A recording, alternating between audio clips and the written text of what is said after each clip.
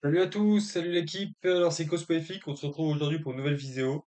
Elle va être assez courte, mais on va traiter un sujet important qui est la psychologie des traders. On va surtout parler des grandes lignes pour faire concis et simple. Alors, ce qu'il faut savoir, c'est que la psychologie en trading, elle est très importante. Donc, comme l'a dit Jess Livermore, les marchés n'ont jamais tort, les opinions ont souvent. Il faut savoir que le marché, c'est ni votre ennemi, ni votre ami. Lui, il fait son mouvement, il n'y a pas de souci, que vous soyez là ou pas là. Donc, il faut pas que vous pensiez que vous vous battez contre le marché, vous vous battez contre vous-même au final dans votre trading.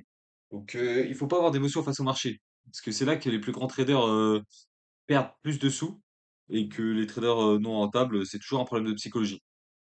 Parce que ce qu'il faut savoir, c'est que dans votre trading, 20% c'est de l'analyse technique. Donc, dans tous les cas, dès que vous maîtrisez votre analyse technique, c'est 20% de votre trading.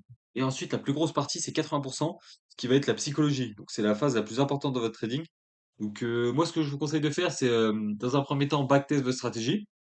Donc, dès que vous commencez à maîtriser qu'elle est rentable, que vous avez de la donnée dessus, et ben, vous passez sur un compte réel que ça va être mon premier conseil.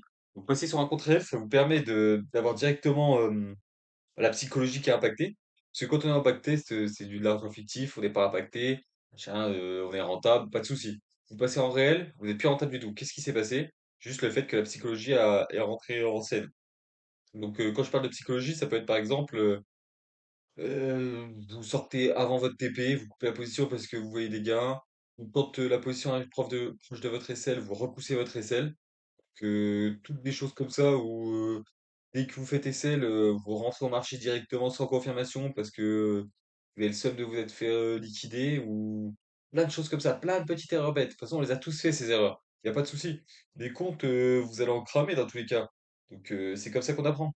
Donc on arrive directement à la deuxième étape, c'est prendre des notes. Dès qu'on prend SL, on a notre plan, on marque dans le journal de trading, ok, pourquoi j'ai fait SL, qu'est-ce qui s'est passé, comment j'étais pendant le trade, est-ce que c'est ma psychologie qui m'a joué des tours, est-ce que j'étais bien, est-ce que j'étais pas bien, est-ce que j'ai voulu sortir avant, est-ce que je suis bien rentré comme un backtest, etc., etc. Et ça, par exemple, dans quelques mois, vous allez pouvoir le relire et justement apprendre de vos erreurs, vous dire, ah là j'ai fait ça, qu'est-ce que je peux améliorer, comment je peux peaufiner cette stratégie, comment, etc., etc. Et au final, ça va vous permettre d'apprendre de vos erreurs. Par exemple, quand vous rentrez sur un trade, au début, vous êtes joyeux, vous êtes euphorique. Après, vous allez être fou, vous pouvez être triste, vous pouvez pleurer. En fait, tout ça, c'est le cerveau qui fait ça. Parce qu'au départ, l'humain n'est pas fait pour être trader. Parce que c'est quelque chose qu'il peut pas contrôler. C'est assez ingrat comme métier en soi, hein, parce qu'il faut beaucoup attendre. Quand vous rentrez en position, ça peut vite vous sortir. Voilà, c'est un métier à apprendre, c'est un métier très difficile. Moi, je dis que c'est le métier le plus difficile du monde. Mais une fois qu'on maîtrise, c'est le métier qui peut vous rendre riche le plus facilement et libre surtout, le plus rapidement. Parce que c'est argent illimité, il y a pas de limite. Mais pour l'instant, il faut bosser, apprendre et surtout maîtriser sa psychologie. Et le troisième conseil que je vais pouvoir vous donner, par exemple, si vous passez les propres firmes, ça fait tout de suite des gros chiffres, des 100K, des 200K, même des 50K, même des 20K. Au début, si vous avez l'habitude de trader avec 500 euros, vous vous retrouvez avec 25K, c'est tout de suite pas la même. Donc, quand vous faites 5, 10% dans le mois, ce qui est énorme par rapport à votre salaire de base, sûrement. Si vous avez une 100K, par exemple, si vous faites 5 ou 10 000 par mois, c'est énorme. Donc, dans tous les cas, il faut pas parler en euros, mais ou en dollars canadiens, comme vous voulez, mais il faut parler en pourcent. Pourquoi? Parce que c'est beaucoup plus simple de dire j'ai fait 5% sur un compte à 100K que de dire ouah, j'ai fait 5 piles et tout, vous allez rentrer dans l'euphorie, donc c'est pas bon. Donc toujours parler en pourcent, ça vous permettra de rester plus calme et surtout avoir un plan mécanique. Quand je dis mécanique, c'est par exemple, vous avez votre plan qui est fixe, vous savez exactement ce que vous devez faire. Quand vous arrivez sur le marché, il y a tout qui est prêt.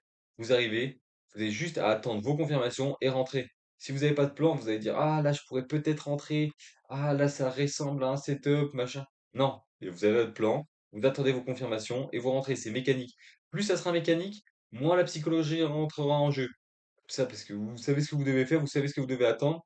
Il n'y a pas de psychologie, il n'y a pas de place pour la psychologie.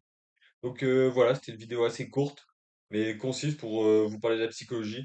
Après, je pourrais rentrer plus dans les détails si ça vous intéresse. Dites-le moi en commentaire si ça vous intéresse que je vous parle d'un autre sujet, si que je vous montre mes trades, que n'importe, un exemple quelconque. En tout cas, merci d'être resté jusqu'à la fin. N'oubliez pas de lâcher un petit like et un petit commentaire. Allez, bisous et au revoir.